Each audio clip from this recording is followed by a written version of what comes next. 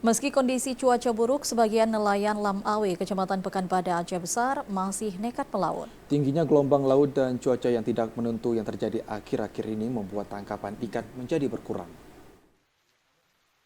Meskipun cuaca buruk dan sering terjadi gelombang tinggi dalam beberapa hari terakhir, namun tidak menyurutkan niat sebagian nelayan, khususnya nelayan Lam Awe, Kecamatan Pekanbadak, Aceh Besar, untuk tetap melaut.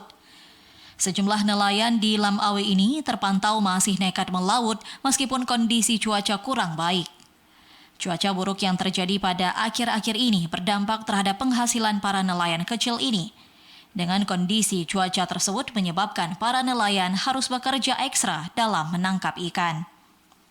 Selain itu, gelombang tinggi juga sangat berisiko bagi keselamatan pelayaran. Tingginya gelombang laut dan cuaca yang tidak menentu yang terjadi akhir-akhir ini membuat tangkapan ikan menjadi berkurang. Hal ini pun berpengaruh pada suplai ikan laut di kawasan ini.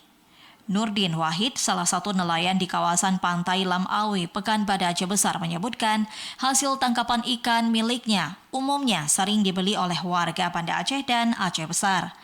Selain itu, ia berharap adanya bantuan fasilitas dermaga atau tempat pendaratan ikan yang memadai dari pemerintah kepada para nelayan ini. Perlu dibantulah fasilitas.